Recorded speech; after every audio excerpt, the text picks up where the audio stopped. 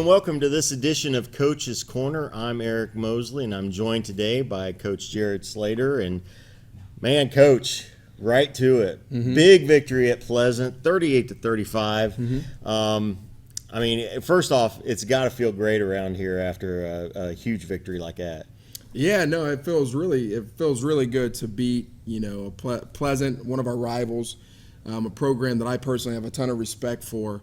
But then on Saturday morning, you come in and you turn on the film of Gallion. It's like, okay, that game's over with. Gallion is legit. So it was trying to make sure the kids don't lose sight of that. We've got a great opportunity. We started off MOAC play 1-0, and, I'm excited for the opportunity to go 2-0 in the conference play. Now, probably a really great crowd there at Pleasant on Friday night, I would imagine. How do you feel like your guys, you got the victory, but how did they handle that situation with just a huge crowd all week looking forward to that game? Man, I think the kids really were resilient. They showed, oh my gosh, it was just awesome the way they handled that. And the one thing, and this is school-wide, I've been back for 7 years, and the one thing I noticed, and I'm just so proud to see it, is that it wasn't just the football players that were excited. It wasn't just the student section. It was the band. It was just total school spirit on Friday, and that's something that we haven't seen here in a long time, and it was beautiful to see. And I'm glad that, it was the football team that was kind of the catalyst for that. So we'll get into the game here. The first thing that stands out to me, Brady Wink having to step up start this week in place of Blevins, goes 11 for 22, 102 yards, 2 touchdowns. Could you have imagined a much better start for Brady in that game? Oh, man, Brady is he's a tough kid. We can throw him in any situation, and we're really confident that he's going to excel. He believes in himself, and the kids, most importantly, believe in him. So, he stepped in, and he didn't show or act like he was a sophomore making his first varsity start, and we're very proud of him. And, obviously he helped us come out with the W. And then DeAndre Ayers, it feels like each week he just kind of started getting right back to where he needed to be. And this week really breaks out. 25 carries, 265 yards, 2 touchdowns, a fumble recovery for a touchdown, 2 interceptions. Did anybody else need to play? He did just about everything. Well, let's not gas him up too much. We definitely needed all 11 players on the field. But, Dre had a phenomenal game, and if you actually track his total yards, he had 460 yards of total offense throughout the game. That's including kick returns, punt returns, interception returns. He had a phenomenal game, and we're very proud of him. He's always had that type of potential, and it was cool to see him on Friday realize that. But, he doesn't get those 265 yards rushing if the offensive line wasn't blocking their butts off. They played a phenomenal game, so I think Dre owes him lunch or dinner or something because it was an awesome outing by the offensive line. Now, the first week he had a decent game, got a little bit better each week. Do you feel like he's kind of come into his own now at this point in the season? It's for us as a coaching staff, we see it every day in practice. That is who Dre is. He's a great teammate, he's a great leader, and it was just everybody's first time seeing that coming out party. But for us, we see it every day in practice, so we just expect him to go out there and make plays for us, and that's what he did on Friday. And then defense caused 4 turnovers. Yeah. And you've, again, going along with that fast-paced play, the defense has always played at a fast pace. Knowing you were going up against an offense that relied a lot on speed, how do you really feel like the defense held up? No, Pleasant's offense is strong. It's one of the best offenses in the conference, arguably one of the best offenses in Division V. We knew that we had to stop blue ball. We had to stop Schaefer. I don't know if any team's truly going to shut those guys down, but if we can slow them down, get them out of their element, get them out of their game, create turnovers, we're going to have a chance to win in the fourth quarter. We preached that all week long. I told the guys at the beginning of the week, we needed to create at least 4 turnovers to win this football game. And, luckily we were able to do that. We were able to get the interception to seal the game at the end. And it was just a true testament to the kids taking coaching. We need to tackle better, a lot better, but it's a true testament to the kids taking coaching, and the defense stepped up when we needed them to step up. Now, Coach Chapman told us last week that he didn't feel like Pleasant had been hit very hard so far this season. Do you feel like you guys accomplished that on Friday night? Yeah, it was a fun, physical football game. It's the way the game is supposed to be played, and that was the cool thing about Friday. Pleasant was very physical. We were very physical, and it was just a fun game to be a part of. And we knew They hadn't faced speed like ours yet, and we knew that they hadn't faced our toughness like us either. So we just wanted to make sure that from the first snap that they knew, Marion Harding was there and we were ready to play. Now you go up 14-0 after 2.5 minutes in the first quarter. It's hard to do that against any team, especially a good team. So how do you feel like that set up the rest of the game? Do you think you just put them in a hole right away? Obviously you go down 14-0. It's not an ideal situation to be that opposing coach, but we knew that it was going to be a game. Going up 14-0 against a program that's a traditional powerhouse like Pleasant means nothing.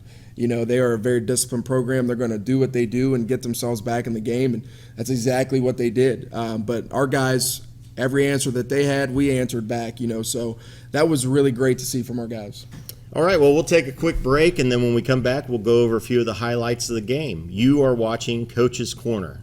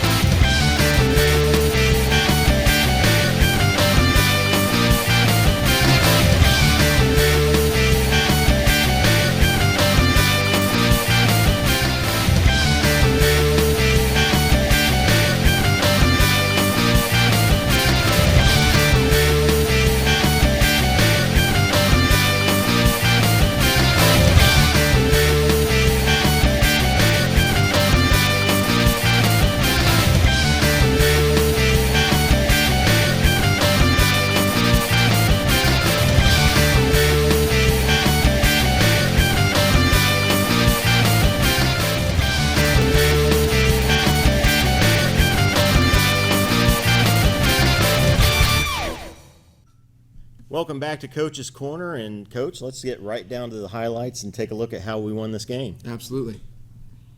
Right here we have a big run by Dre, just doing what he did all night, making plays for us. It was pretty fun to run down the sideline. I think my pants actually ripped on this play when I was running down the sideline. That's not funny. Definitely a big play for us. Right here, we've got Brady Wink giving the ball to Dre. This was another big play. You could tell Dre was gassed. He didn't have much in the tank, but he found a way to get it done.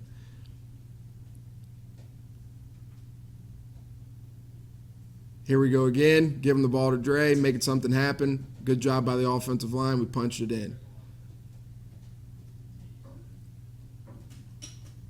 Here we have the defense. We said all week we had to create turnovers. Justin Bentley got in there to knock the ball out with his helmet. Dre was in the right spot at the right time, and it was a big play for the defense. 2 of those scoop-up touchdown fumble returns this season for him, right? Yeah, absolutely. Here at Lane Craig, he's a weapon for us. He's our kicker. He had a big field goal for us in this game as well. Obviously, we won by 3 points, so that was the difference. He's doing a great job. Here's our defense again. It's a good job by Trey Davis, really fit in the alley.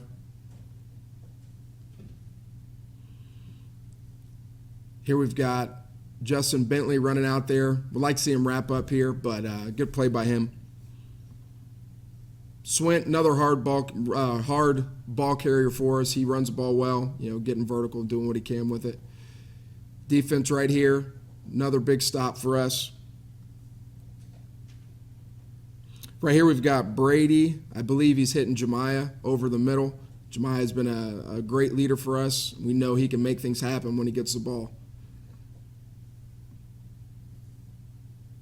Here we go with Swint getting vertical again, running really hard. That's just what Swint does. It's pretty cool to watch. Now this was a great play. Great job by the offensive line. Dre read the hole and see ya. Thought he was going to get hawked for a second, but he kicked it into a second gear.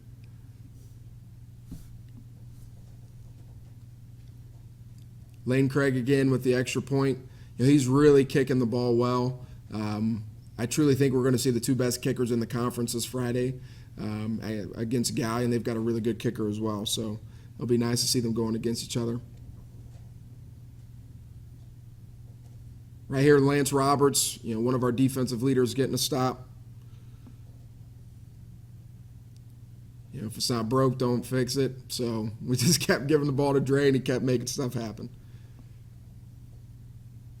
He claims he didn't step out of bounds, but the ref must have saw something. Here, giving the ball to Swint. Again, another tough physical run.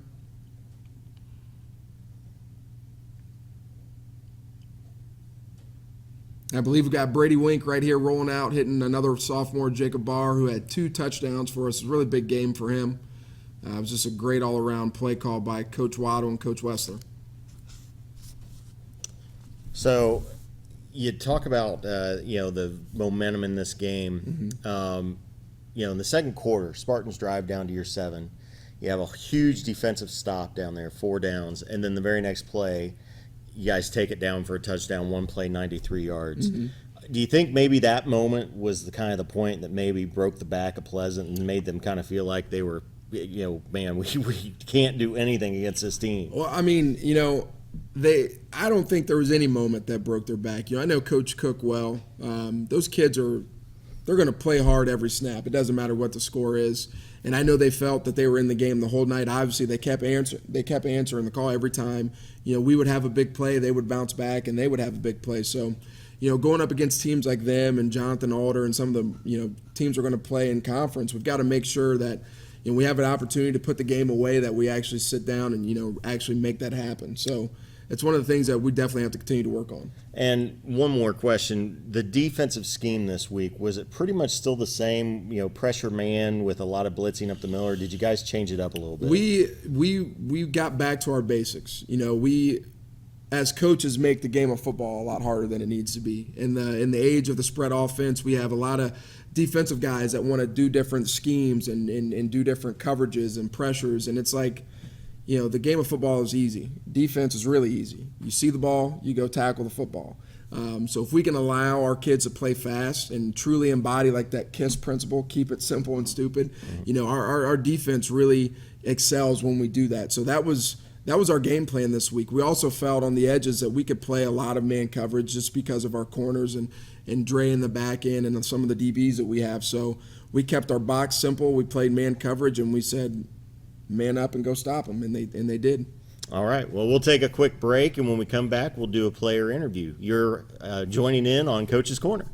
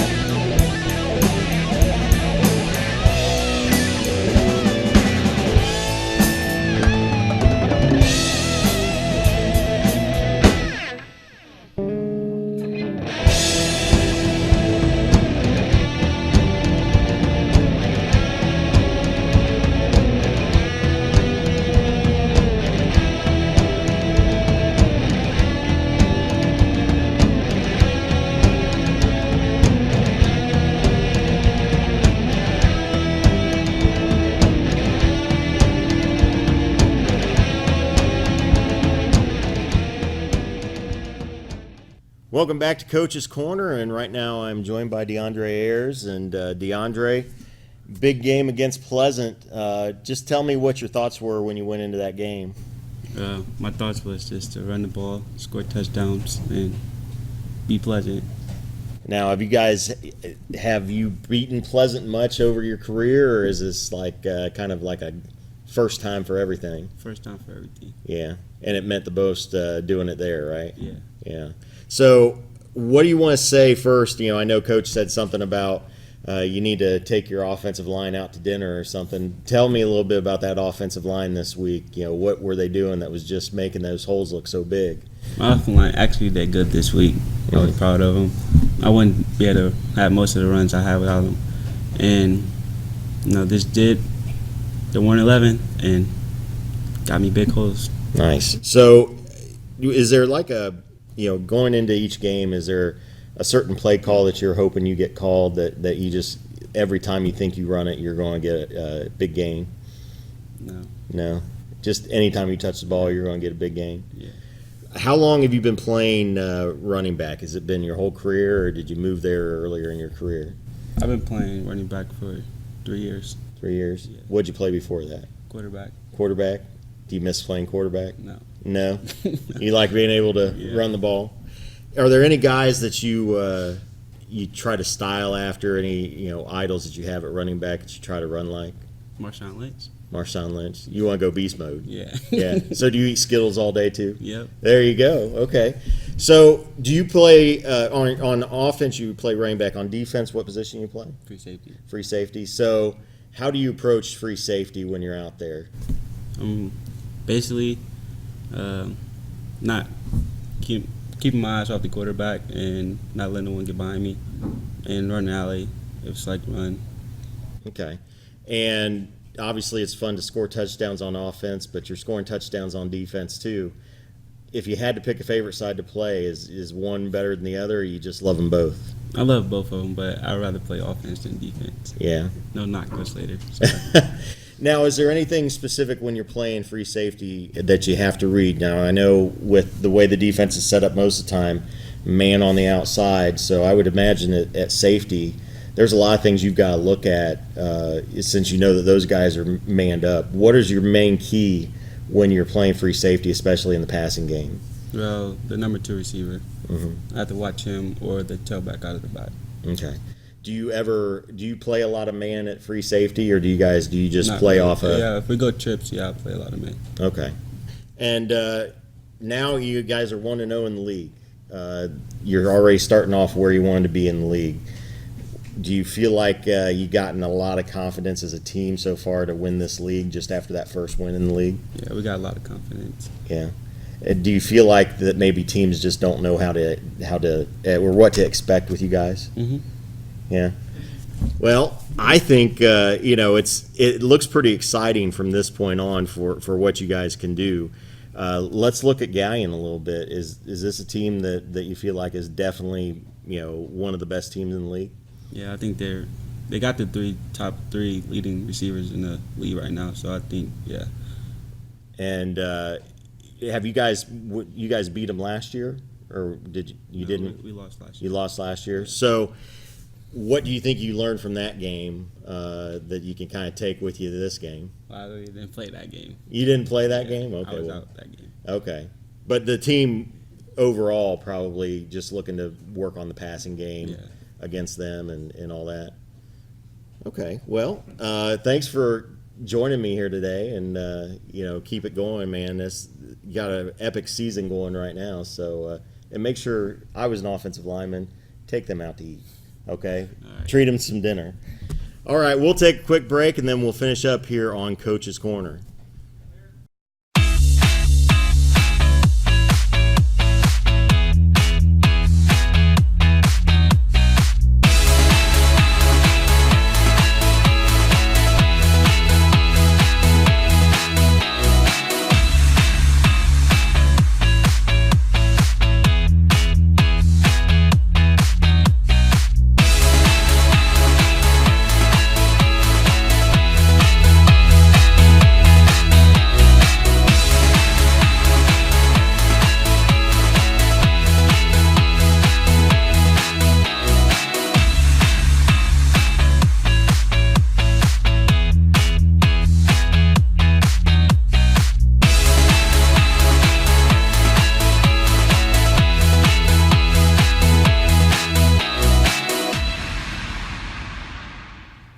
Welcome back to Coach's Corner, joined again by Coach Jared Slater. And Coach, 1-0 in the league, now on to Gallion. Tell us a little bit about the Tigers. They're having a pretty good start to the season as well. Oh, man, they are explosive offensively. Gallion has been, we've played them the last few years, obviously since 2015, once we got into the MOAC, and it's always been a good game. Last year they got us 31-28. They returned a lot of guys from that team. They are legit. Coach Dick has them playing at a high level. He's a good offensive coach. He knows what he's doing, and their offense is explosive. And the thing that really stands out to me, though, is that their defense has really stepped up this year as well. So it's going to be a fun, evenly matched game, and I'm excited for our kids to have this game, especially coming off a big win against Pleasant. You can't in this league. You can't think like, oh, we've arrived. You've got to make sure you stay locked in and keep the goal at hand, and our goal at the end of this week is to be 1-0. So, I think we have an opportunity to do that, but we got to go out and execute at a high level. Now, of course, Gallion wins last week against RV 38-6, and that game was a battle of undefeated teams as well. Obviously, RV doesn't have the kind of offense that you guys have, but what did you see in the film from that game and everything else with Gallion's defense that really stood out to you? I mean, they really put a lot of guys in the box to stop the run. That's what River Valley's really gone back to, is two backs in the backfield, and they want to play downhill offensively. You saw Gallion really commit to being physical, and that's one of the things that will be a challenge for our offensive line. They are going to see DeAndre and Swinton had big games for us last week, and they know we like to run the ball, so they'll probably have an extra box defender in there, and we just got to find ways to exploit that. I'm really impressed with their defense and the progress that they've made. Now, obviously, before this week, you guys kind of, I won't say rely, but you used the passing game quite a bit before this week. Do you think against a team like Gallion that might load the box that maybe you got to go back to that a little bit? Well, the big thing is our tempo. We really want to drive the tempo. They've got a lot of two-way guys, so we want to really drive that tempo. Obviously, you could see what it did against Pleasant. It starts to wear you down a little bit. In order for us to drive that tempo, we do think we have to run the football. We'll find ways to make that happen, but we'll put Brady in spots, hit the receivers when we need him to, and have him continue to drive the bus. And I'm just excited for our offense to go out and play. Now, the combined record of the opponents of Gallion is 6-10. They played River Valley last week, which obviously a 4-0 team. But other than that, the other teams, not real good that they played. Do you look at things like that and try to just kind of look at that as trying to tell you what kind of team they have, or do you just say, okay, look, that was the previous weeks, it doesn't matter, this is this week? Yeah, I mean, to me, it doesn't matter, and that's one of the things that I really preach to our coaching staff and our kids. They may have had an easier schedule, but when you turn on the film, it doesn't matter who they're playing. You can't deny that they have studs on offense and defense. I mean, there's no denying that. The same could have been said about Pleasant's schedule as well, but when you turn on their film, they've got studs on offense and defense. So I don't really look too much into their previous opponents. I just know what they have and what the challenges that they can present us, and we just have to go out and take care of business and execute at a high level. Now, they have an all-Ohioan running the ball, plus they have wide receivers that are just outstanding. Do you feel like this is where your man defense gets a really true test? Yeah, no. If you're playing a lot of man coverage against the top three receivers in the league, it's gonna be a real test. But we'll mix things up, but we'll put our kids in what we feel is the best coverage possible for them to be successful. And it's on us to go out and execute. And we hope and believe that our kids will go do that. Obviously, a win against Pleasant, like the way you did have that win, does bring attention on you guys. But do you feel like you've fully gained the respect of the league yet, or is it like, what we still got to keep going with it and make this league respect us? I'm not really. Honestly, I'm not even concerned about the league respecting us. I'm concerned about the 60 kids that we have in that locker room, and I'm concerned about them respecting the program and themselves, and that's number one. All we need is what's in that locker room, and if we can just take care of business, on Fridays the score will take care of itself. So as far as the league respecting us, we'll just let our play, dictate that, and if they do, they do. If they don't, they don't. It is what it is. On Friday night, we'll see, who comes out on top, and we'll just try to be 1-0 at the end of this week. Basically, if you don't have an H on your helmet, you don't matter. Yeah, that's the way we look at it. It's us, against everybody else, and we have to take care of what we can. We have to control what we can control. There's the term I was looking for. So one thing that you've talked about a lot so far this season is just developing that pride in the program again. How big of a step was last week, and how far do you think you need to go this week with it? I mean, that's something that means a lot to me, is to getting the pride back in the program, but not only in the program, the pride back in the school and the Marion City schools in general. And the football team drives that. Let's be really honest about it. The football team drives that. So getting a win over our rival, our county rival, that's all people are wanting to talk about. And I just have to keep reminding them, it's not over. We're 2-2. We're 1-0 in conference play, and we've got 6 more games left to play. And our end goal is to be competing for an MOAC championship going into Week 10. So, making sure our kids don't lose sight of that, but making sure that the community and the people that are walking these hallways at Harding still buy in and believe in this team. And I think we're taking the steps to make sure that happens. Well, Coach, it was a great win this week. I hope and pray that it goes well for you on Friday. Appreciate that. But I'll tell you, I love what's happening here. Good. And everybody that's watching, you want to come out and watch this team. There's no doubt about it. So for Coach Slater, I'm Eric Mosley. Join us again next week for Coach's Corner.